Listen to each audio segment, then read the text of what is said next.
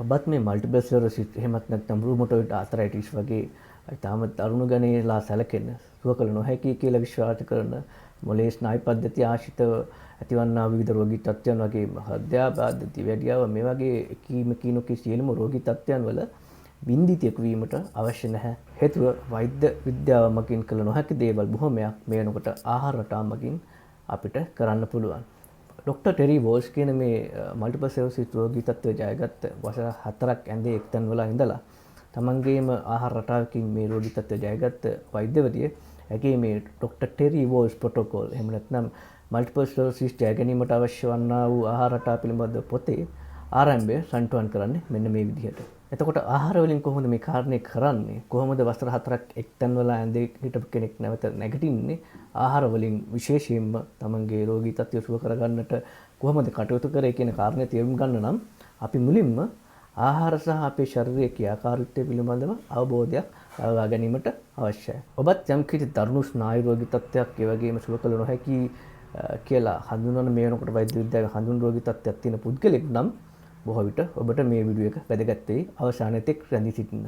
වර්තමානයේ පවතින මේ බොහෝ ලෙඩ රෝගී තත්ත්වයන් සුවපත් කිරීමට නොහැකි වන්නට හේතුවක් තමයි මුලින්ම අපේ මේ වෙනකොට පවතින වෛද්‍යකමේ යටතේ සිදුවන්නේ යම්කිසි රෝගී තත්ත්වයක් උද්ගත වුණාම ඒ රෝගී තත්ත්වය తాවකාලිකව සමනය කරන්නට අවශ්‍ය බෙහෙත් දීමක්. බොහෝට වෛද්‍ය වරුන්ට පවා ලැබෙන පුහුණුව වන්නේ බටහිර වෛද්‍යකමේදී යම්කිසි රෝගී තත්ත්වයක් ඇති වුණාම ඒ රෝගී තත්ත්වයට මොන වගේ බෙහෙතක්ද මොන වගේ දෙයක්ද අපි දිය යුත්තේ කියන කාරණා සම්බන්ධව නිසා රෝගී තත්ත්වයේ මූලයට කියලා ඇයි මේ වගේ රෝගී තත්ත්වයක් ආරම්භ වන්නට හේතුව මේ වෙනුවෙන් අපි පුද්ගලිකයේ ආහාර සහ දෛනික ජීවන රටාව වෙනස් කළ යුත්තේ කුමක්ද කියන කාරණා පිළිබඳ අවධානය යොමු කිරීම සහ ආහාර ගැනීමේදී පෝෂණ ගුණය වැඩි ආහාර කොහොමද ආහාරයට එකතු කරගන්න තමන්ගේ දෛනික ආහාර වේල සකස් කරගන්න කියන කාරණේ පිළිබඳවත් අවධානය යොමු නොකිරීම. මේ නිසා බොහෝ විට වෛද්‍යවරුන් මේ වෙනකොට රෝගීන්ට ලබා දෙන බෙහෙත් හේත් නිසා ওই තරම් බෙහෙත් දුන්නත් රෝගී තත්ත්වය සුව කර නොහැකි වෙනවා. හේතුව පුද්ගලයා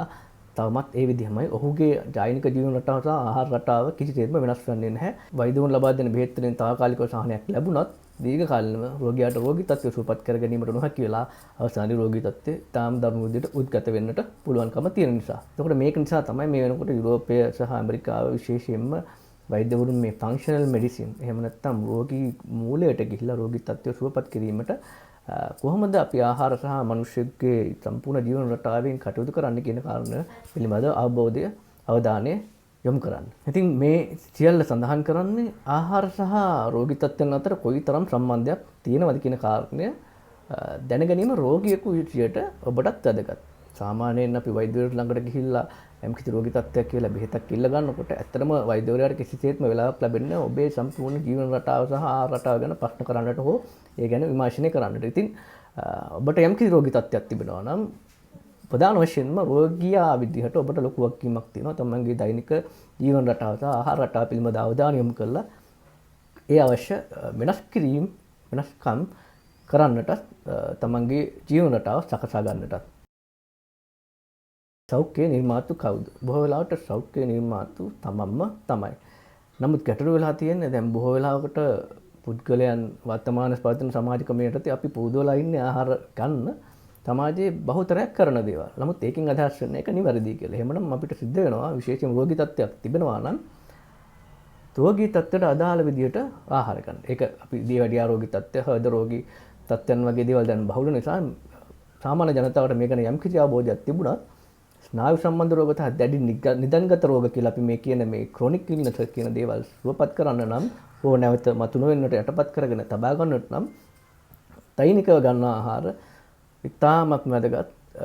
කොයි විදිහටද ශරීරය ඇතුලේ ක්‍රියාකාරීත්වයට මේ ආහාර බලපාන්නේ සහ රෝගී තත්ත්වය නැවත මතුවීමට ඉඩ ලැබෙනවද නැද්ද කියන කාරණය තීරණය කරන්නට. ඉතින් ඒක නිසා මුලින්ම අපේ ශරීරය හැදිලා තියෙන ආකාරය පිළිබඳව අපි අවධානයක් යොමු කරන්න ඕනේ. මනුෂ්‍ය ශරීරය හැදිලා තියෙන්නේ ඉතාමත්ම විශාල ප්‍රමාණයක ට්‍රිලියන ගණනක සෛල වලින්. ඒකට සෛල තමයි අපේ ශරීරයේ තියෙන ප්‍රධානතම ජීවි සංයුතිය. ඉතින් මේ කාරණා නිසා අපි ඇත්තටම ආහාර ගන්නකොට අපි හිතුවත් අපි බඩට කනවා හෝ ආමාශයට කනවා කියලා හිතුවට ඊටත් වඩා මේ කාරණේ සංකීර්ණයි. හේතුව අපි ආහාර ගත යුත්තේ අපේ සෛල වලට අවශ්‍ය පෝෂණ ගුණය ලබා දීම සඳහා.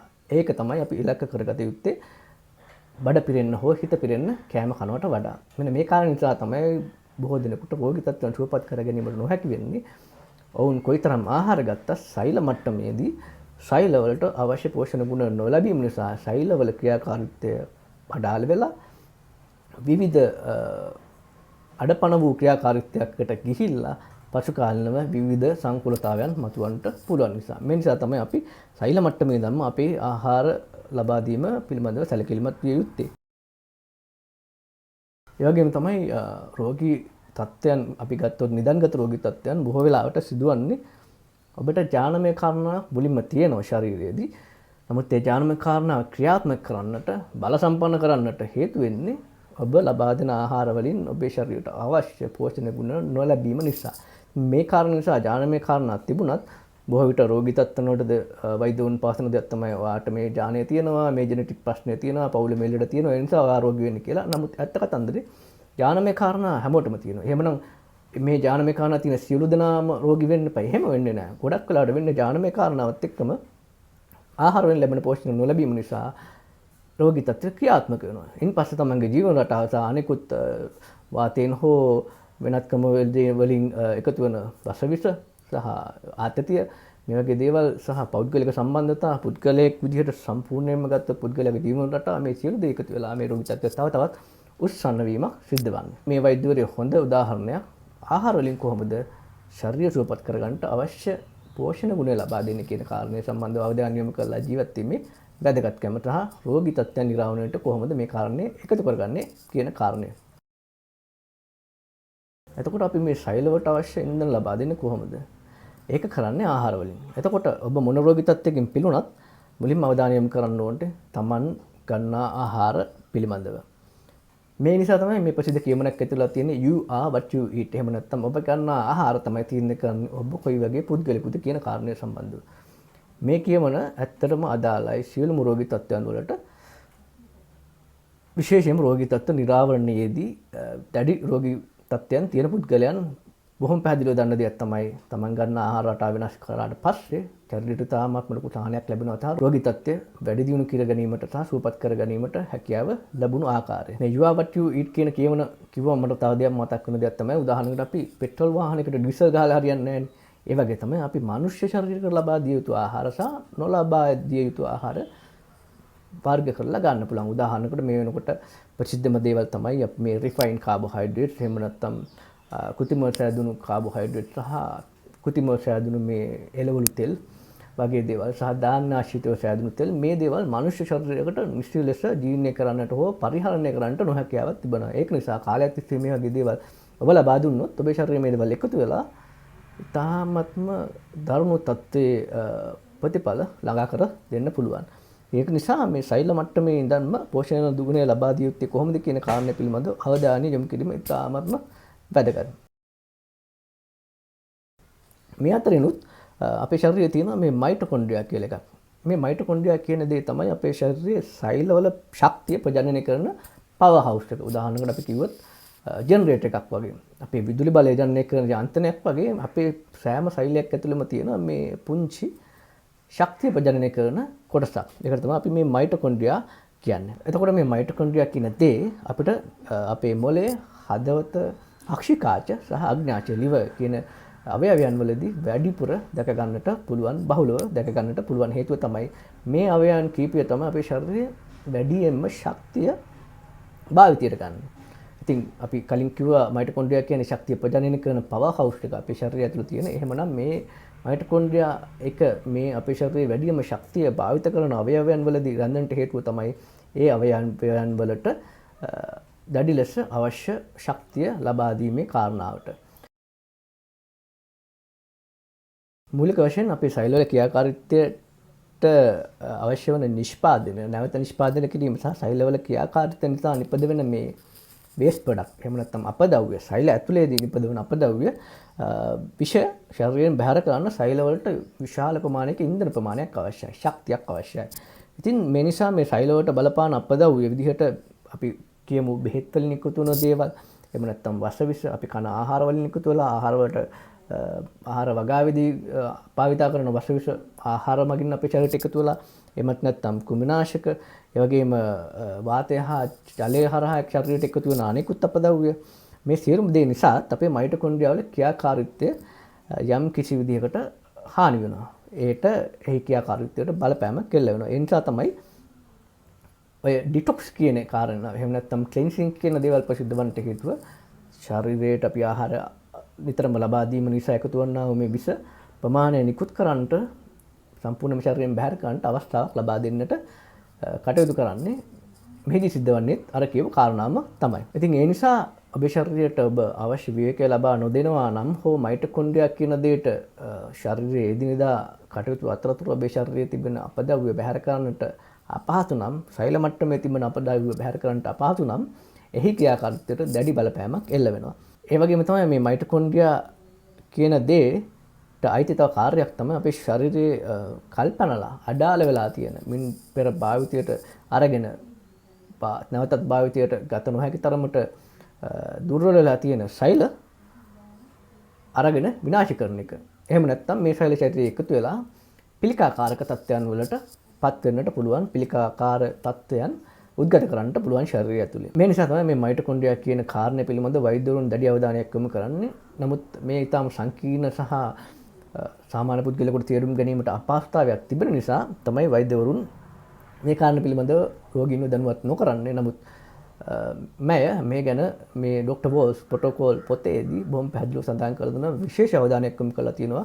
හේතුව ඇයගේ ආහාර රටාව සකස් කරේ මේ මයිටොකොන්ඩ්‍රියා කියන ක්‍රියාකාරීත්වය නිශ්චලව පවත්වාගෙන යාම සඳහා අවශ්‍ය වන මොන වගේ පෝෂණ ගුණයන්ද මොන වගේ පෝෂණ පදාර්ථයන්ද සහ ඒක නිසා ඒ දේවල් වලට කොහොමද මේ කාරණය එකතු කරගෙන අපි ආහාර ලබා දෙන්නේ කියන දේ. අපි දෛනික ජීවිතයේදී කටයුතු කරද්දී යම් කිසි දෙයක් මිලදී ගන්නම් අපි භාවිතා කරන කරන්සි එක එහෙම නැත්නම් ක්‍රමවේදය ගන්න මුදල්නේ. එතකොට මේ ශරීරයේ තියෙන ශරීරය ඇතුලේ සෛල අතර ගනුදෙනු සිදු කරන්නට අවශ්‍ය වෙන කරන්සි එක මුදල් ලේඛකය තමයි ATP කියන්නේ. ශරීරයේ ප්‍රෝටීන සහ ඇන්ටිබොඩි වගේ දේවල් ප්‍රතිකාරක වගේ දේවල් හදන්නත් ATP නැතුව බෑ. ඒ නිසා ATP නැත්නම් ශරීරයේ නිසි ලෙස ශරීරයේ සෛල අතර ක්‍රියාකාරීත්වයට දැඩි ලෙස බාධාවන් සිද්ධ වෙනවා. ඉතින් මේ ATP සංඝටකය හදන්න නම් මයිටොකොන්ඩ්‍රියාවට ප්‍රධාන වශයෙන් අවශ්‍ය වෙන දේවල් කීපයක් ග්ලූකෝස්, මේදේ සහ කීටෝන්ස් ඒ වගේම ඔක්සිජන්. ඒකට මේ දේවල් වලට අමතරව ඇගේ පොතේ සඳහන් කරලා තියෙන විශේෂයෙන්ම අවශ්‍ය වන්නා වූ පෝෂක පදාර්ථයන් කීපයක් vitamin B, vitamin B2, vitamin B3 ඊළඟට විටමින් B5 මිනරල්ස් විදිහට හඳුන්වන සල්ෆර්, සින්ක්, මැග්නීසියම්, අයර්න්, මැන්ගනීස් වගේ දේවල් ඒ වගේම ඇන්ටයිऑක්සිඩන්ට්ස් ඒ වගේම L-කාර්නිටින්, ඇල්ෆා ලියෝපික් ඇසිඩ්, ක්‍රියාටින්, යුබික්විනන් එහෙම නැත්නම් බොහෝ දෙනෙක් දන්න විදිහට කොඑන්සයිම් Q10 මේ දේවල් වලට අමතරව අපි ශරීරයේ මර්කරි සහ ආසනික් වගේ දේවල් ශරීරයට එකතු වීම ගැන අපි ප්‍රවේශම් වෙන්න ඕනේ. එතකොට මේ අනුව ඔබේ සෛල වලට නිෂ්පාදනය කර හැකි ශක්ති ප්‍රමාණය අඩු වෙලා ශරීරයේ සමස්තයක් විදිහට ඇතිවන ශක්ති ප්‍රජනනය අඩු වෙලා ශරීරය අඩපණ වෙනවා. දෙවෙනි කාරණය තමයි අපේ ශරීරයේ සෛල ඇතුලේ නිපදවන මේ අපද්‍රව්‍ය ප්‍රමාණය විශාල වෙලා මේ දේවල් රුධිරයට එකතු වෙනවා. මේ දේවල් වලට තමයි අපි කියන්නේ මේ ෆ්‍රී රැඩිකල්ස් කියලා. ෆ්‍රී රැඩිකල්ස් කියන කාරණේ ඇත්තටම ශරීරයේ සෛලවල තියෙන අපද්‍රව්‍ය රුධිරයට එක්වීමක් විදියට හඳුන්වන්නට පුළුවන්. එතකොට ඒක නිසා තමයි කියන්නේ ගොඩක් වෙලාවට රුධිරයේ ෆ්‍රී රැඩිකල්ස් වැඩි වුණොත් එය ශරීරයේ පවතිනා යම් කිසි රෝගී තත්ත්වයක් පෙන්වන කාරණයක් කියලා. මම හිතනවා දැන් ඔබට තේරෙන්නේ නැති මේ මයිටොකොන්ඩ්‍රියා කියන්නේ කොයිතරම් වැදගත් දෙයක්ද සහ මේ මයිටොකොන්ඩ්‍රියා කියන කාරණයට අවශ්‍ය ශක්ති ප්‍රමාණය පෝෂක පදාර්ථ ලබා දීම කොයිතරම් වැදගත්ද කියන කාරණය. අපි ගන්න ආහාර වලින් මයිටොකොන්ඩ්‍රියා වලට නිසි ලෙස පෝෂණය ලැබෙන්නේ නැහැ කියලා හඳුනා ගන්න හොඳ ක්‍රමවේදයක් තමයි ඔබ කොයිතරම් හොඳ නිින්දක් කලින් දවසේ රාත්‍රියේදී ලබා ගත්තත් උදෑසන නැගිටලා දෛනික දවස පුරා වැඩ කටයුතු කරද්දී දවස පුරා පවතින ෆැටිග් ගතිය, ක්‍රොනික් ෆැටිග් එහෙම නැත්නම් දවස පුරා පවතින අධික තෙහෙට්ටු බර ගතිය, විඩා බර ගතිය එක හොඳ නිදසුනක්. මේන් ඔබට තේරුම් ගන්න පුළුවන් ඔබේ ශරීරයේ ශෛල මට්ටමේ මයිටොකොන්ඩ්‍රියා මට්ටමේ සිදුවෙන ශක්ති ප්‍රජනනයේ යම් කිසි අඩාල වීමක් තිබෙන බවටත් ඒ වගේම එහිදී යම් කිසි විදිහට ශරීරයේ මයිටොකොන්ඩ්‍රියා ශක්තිය ප්‍රජනනය කළත් ඒ ශක්තිය තවත් සෛල අතර බෙදා හදා ගැනීම, හුවමාරු කර ගැනීමෙත් නොහැකියාවක් පවතින බව. ඒ වගේම තමයි ඔබ නිතරම කාබෝහයිඩ්‍රේට් සහ පාන් පිටි, පිෂ්ඨය වගේ දේවල්, ෆ්‍රුක්ටෝස් සිරප් බහුල දේවල්, පළතුරු, සීනි වගේ දේවල් ආහාරයට ගන්නවා නම් ඔබ මේ මයිටොකොන්ඩ්‍රියා කියන දේ ඉතාම ලොකු කරදරයකට අද දාමනවා. මොකද හේතුව තමයි කාබෝහයිඩ්‍රේට් විදිහට පොදුවේ අපි සියලුම දේවල් ශක්තියක් විදිහට ශරීරයට ගත්තත් පෝෂණ ගුණයක් ශරීරයට ලබා දෙන්නේ නැතිවීම. ඒ කියන්නේ අපි ගන්න කාබෝහයිඩ්‍රේට් වල බහුලව තිබෙන්නේ ශක්තියක් මිසක් කැලරි එකක් විදිහට මිසක් එහිදී පෝෂ්‍ය පදාර්ථයන් ගැබ්වීමේ අඩංගු වීමේ නොහැකියාවක් පවතිනවා. බොහෝ විට අපි හිස් කැලරි කියලා මේ කාබෝහයිඩ්‍රේට් හඳුන්වන්න හේතුව ඒකයි. උදාහරණ ෆ්‍රුක්ටෝස් සිරප්, පාන් වගේ දේවල්, පිෂ්ඨ ආශ්‍රිතව නිපදවන දේවල් බහුල බොහොමයක් කාබෝහයිඩ්‍රේට් අයිති වෙන්නේ මේ ගණයට. ඒ යම් කිසි ශක්තියක් පමණයි ශරීරයට කටයුතු කරන්න. නමුත් ශරීරයට ෆයිබර් වලට අවශ්‍ය වෙන පෝෂණ ගුණ ලබා දීමක් එහිදී සිද්ධ වන්නේ නැහැ. ඒ වගේම තමයි සීනි සහ ෆ්‍රුක්ටෝස් සිරප් වලට පුළුවන් අපේ ආමාශයේ ජීවත් වෙන බැක්ටීරියාවන් නරක බැක්ටීරියාවන් ප්‍රමාණය වැඩි කරන්නට. මේ අපේ ආමාශයේ ජීවත් වෙන බැක්ටීරියාවන්ට මේ විද්‍යාවේදී පවසන්නේ මයික්‍රෝබයෝම් කියලා.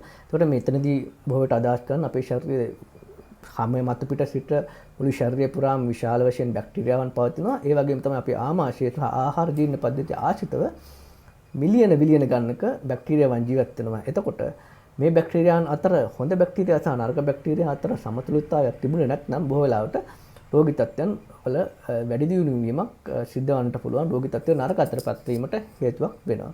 එතකොට ආමාශයට අපි මේ ෆ්‍රුක්ටෝස් සිරප් වගේ දේවල්, එහෙම නැත්නම් සීනි බහුල දේවල්, කාබෝහයිඩ්‍රේට් වලින් වෙන්න පුළුවන්, පළතුරකින් වෙන්න පුළුවන් මොන විදියට ලබා දුන්නත් බොහෝ වෙලාවට මේ ෆ්‍රුක්ටෝස් වලට, සීනි වලට කැමති බැක්ටීරියා ඔබේ ආමාශයේ ජීවත් වෙනවා නම් අධික ලෙසින් මේ බැක්ටීරියාවන් ප්‍රමාණය වැඩි වෙලා ඔබට නිසි ලෙස ඔබේ ශාරීරික ක්‍රියාකාරීත්වයන් කර ගැනීමට බාධා පමුණුනවා සහ මයිටොකොන්ඩ්‍රියා වලට අවශ්‍ය පෝෂණ ගුණ ලබා ගැනීමටත් යම් කිසි ආකාරයක බාධාවක් එල්ල වෙනවා. විශේෂයෙන්ම ඔටෝඉමුන් රෝගී තත්ත්වයන් වන මේ මල්ටිපල් ස්ක්ලෙරෝසිස්, රුමටොයිඩ් ආතරයිටිස්, ඒ වගේම ඩයබටිස් වගේ දේවල් ශරීරයේ ශක්තිය අඩාල වෙන, තෙහෙට්ටු ගතිය වැඩි වෙන රෝගී තත්ත්වයන් වලදී, ස්නායු මට්ටමේ පවා රෝගී තත්ත්වයන් වලදී අපිට ඉතාමත් වැදගත් මේ ආමාශයේ හොඳ බැක්ටීරියා වැඩි කරගන්න. මේක ඔබට ඔබේ පෞද්ගලික පෝෂණ වේදිකයෙකු හෝ ඔබේ රෝගී තත්ත්වයන් පිළිබඳ බලන වෛද්‍යවරයෙකු විසින් අහලා ඔබට දැනගන්න පුළුවන් මේ ප්‍රෝබයෝටික් කොහොමද ශරීරයට එකතු කරගන්නේ කියන එක. බොහෝ වෙලාවට තරබාරු අයට පොදුවේ තියෙන ලක්ෂණයක් තමයි කෙට්ටු වෙන්න, කොච්චර කරත් කෙට්ටු වෙන්න අමාරුයි. හේතුව මේ බඩේ තියෙන මේ සීනි වලින් ජීවත් වෙන බැක්ටීරියා බොහෝ විට මොළයට පණිවිඩයක් දෙනවා ඔවුන්ට සීනි අවශ්‍යයි ජීවත් වෙන්න කියලා. ඒක නිසා එහි ප්‍රතිඵලයක් විදිහට ඔබ නිතරම සීනි වැඩි ආහාර ගන්නට පුළුවන් ඔබේ ඕමනාවකින් තොරව. ඉතින් බොහෝ දෙනෙක් දන්නේ නැහැ මේ කාරණාව. ඉතින් ගොඩක් වෙලාවට මේ බැක්ටීරියා වල, බඩේ තියෙන බැක්ටීරියා වලින් ඔබේ මොළයට අවශ්‍ය පණිවිඩය වල මොළය පාලනය කරනවා. ඔබ ගත යුතු ආහාර තීරණය කරනවා. මොකද හේතුව බැක්ටීරියා වලට අවශ්‍යයි හොඳින් ජීවත් වෙන්න නම් මේ සීනි කියන දේ. ඒක නිසා සීනි ප්‍රමාණය පිළිබඳවත්, බඩේ තියෙන බැක්ටීරියා ප්‍රමාණය පිළිබඳවත් දැනුවත් කිරීමක් අවශ්‍යයි. මේ දැනුවත් කිරීම ඔබ ලබා ගත්තට පස්සේ ඔබට පුළුවන් ප්‍රෝබයෝටික්ස් අරගෙන බඩේ තියෙන හොඳ බැක්ටීරියා වැඩි කරගෙන මේ තත්ත්වය සමතුලිත කරගන්නට මේ විශාල විදියට උදව් වෙනවා. මින් පස්සේ රෝගී තත්ත්වය කොයි විදිහටද තීරණය වන්නේ කියන කාරණා සම්බන්ධව සහ රෝගී තත්ත්වය නිරාවරණය කරගන්නට උදව්වක් වෙනවා. ඒ වගේම ඇගේ පොතේ සඳහන් කරලා තියෙන තව කාරණාවක් තමයි ඔබට වයස අවුරුදු 50ට වැඩි නම් ශරීරයට මේ coenzyme Q කියන කාරණාව නිෂ්පාදනය කිරීමේ හැකියාව අඩාල වෙලා යනවා. එතකොට මේ නිසා ශරීරයේ ඔබට මේ පණිඩු හෝමාරුවට ATP වල ක්‍රියාකාරීත්වයට බාධාවක් එල්ලවන්නට පුළුවන්. ඒ වගේම තමයි විශේෂයෙන්ම සඳහන් කරලා තියෙන දෙයක් තමයි මේක දැන් මේ වෙනකොට පොදුවේ එළියට අවිලා තියෙන මතයක් ස්ටැටින් ඩ්‍රග්ස්. එහෙම නැත්නම් කොලෙස්ටරෝල් වලට දෙන මේ කොලෙස්ටරෝල් අඩු කරන්න දෙන බෙහෙත් නිසා coenzyme නිෂ්පාදනය කිරීමේ හැකියාව නැති වෙලා යන්න පුළුවන්. ඉතින් ඒක නිසා මේ බෙහෙත් එකට එකක් සම්බන්ධයි. ඒක නිසා තමයි අපි වෛද්‍ය විද්‍යාවේදී මේ දේවල් පැහැදිලි නොකරත් රෝගියෙකු විදියට ඔබ දැනුවත් වීම අවශ්‍ය. ඔබ ගන්නා සියලුම දේ ඔබේ ශරීරයේ සියලුම ක්‍රියාකාරීත්වයන් වලට සෛල මට්ටමේ ධම්ම ගැඹුරු තැනක ඉඳන් බලපානවා.